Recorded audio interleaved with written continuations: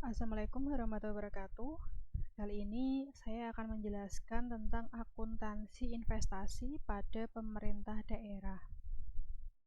Oke, yang pertama dari definisi investasi. Di sini investasi didefinisikan sebagai aset yang dimaksudkan untuk memperoleh manfaat ekonomi seperti bunga, dividen, dan royalti atau manfaat sosial sehingga dapat meningkatkan kemampuan pemerintah dalam rangka pelayanan kepada masyarakat. Jadi investasi di sini nanti akan masuk di bagian aset. Kemudian bentuk investasi ini bisa berupa investasi jangka pendek maupun investasi jangka panjang. Untuk investasi jangka pendek ini nanti dilakukan pada pasar uang, sedangkan investasi jangka panjang itu biasanya dilakukan pada pasar modal.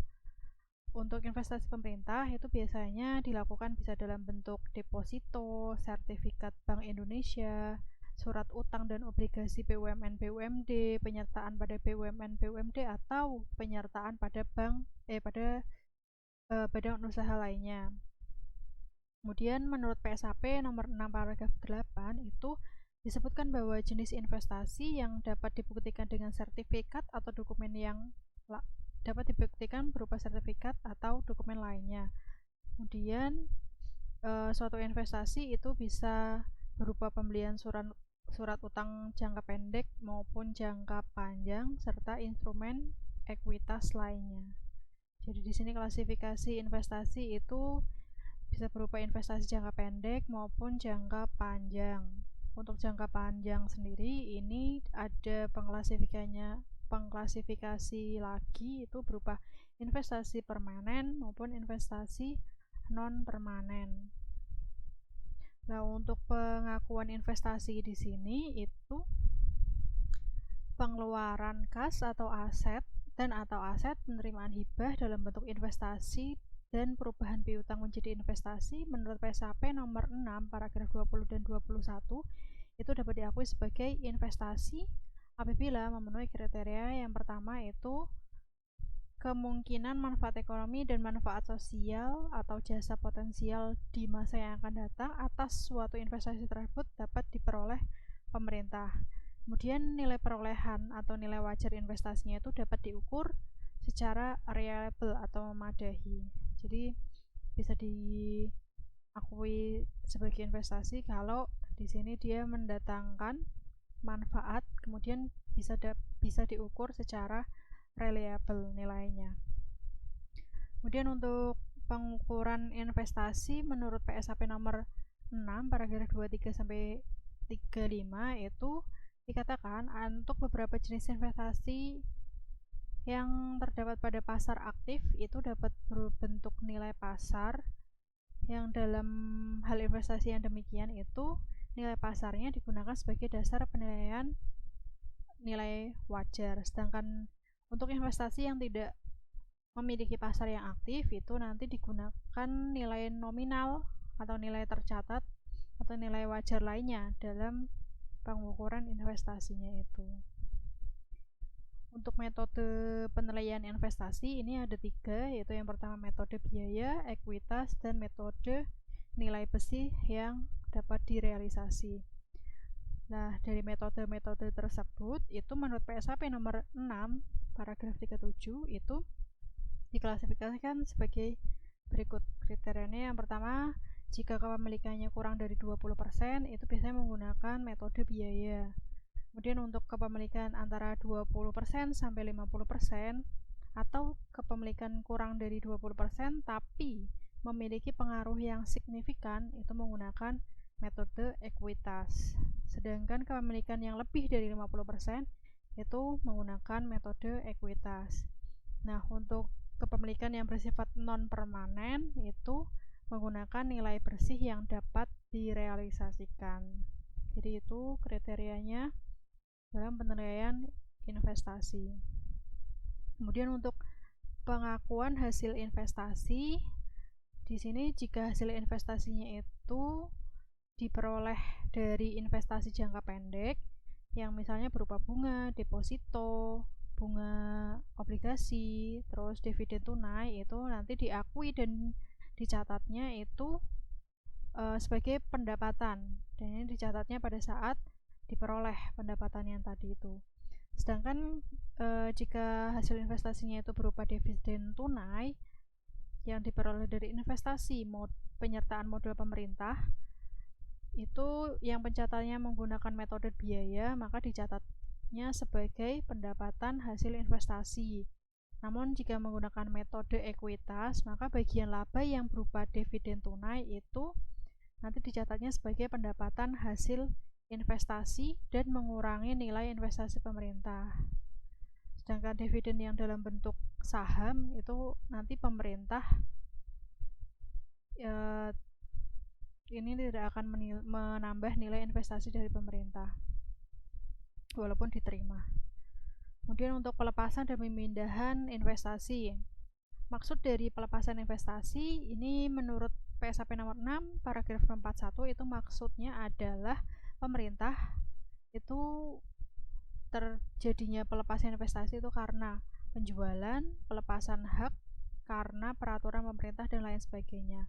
Sedangkan untuk pemindahan pos investasi itu dapat berupa reklasifikasi investasi jangka panjang menjadi investasi jangka pendek, atau reklasifikasi ke aset tetap, aset lain-lain, atau sebaliknya.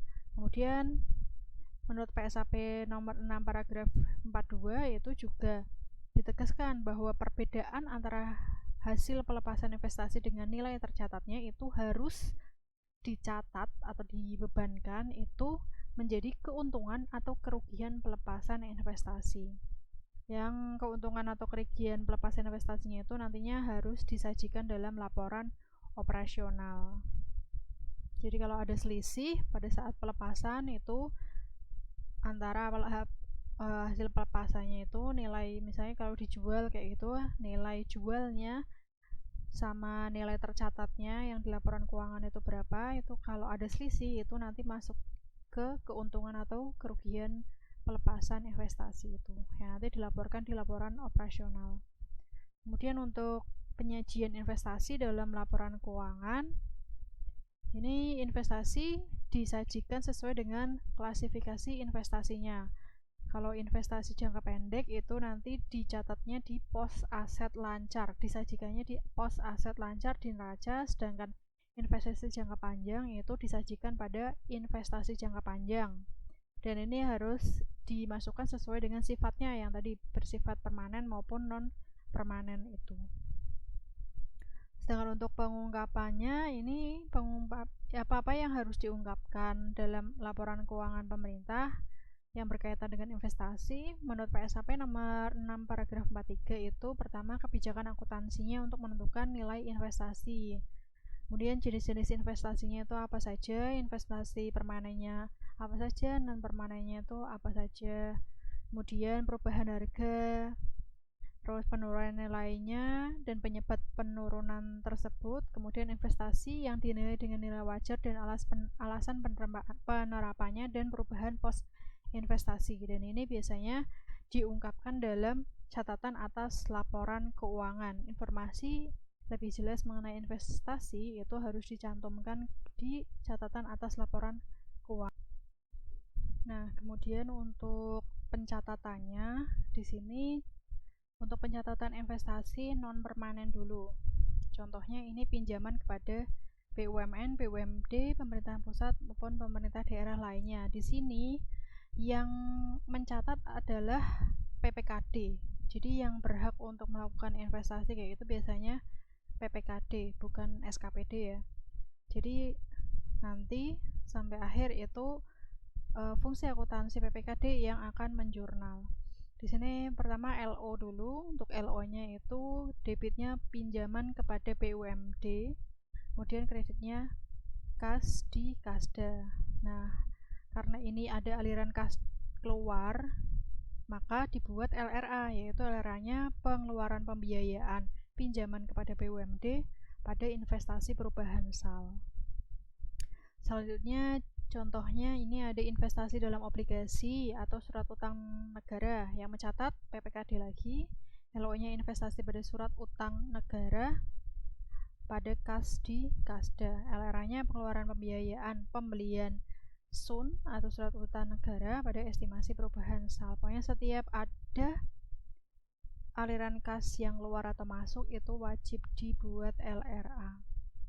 Kemudian contoh, ini ada investasi dalam proyek pembangunan, itu sama, masih investasi dalam proyek pembangunan pada kas di Kasda, kemudian LRA-nya juga pengeluaran pembiayaan.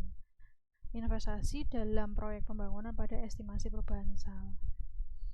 Ini juga masih sama, investasi non permanen lainnya itu sama seperti sebelumnya, yang mencatat adalah fungsi akuntansi PPKD.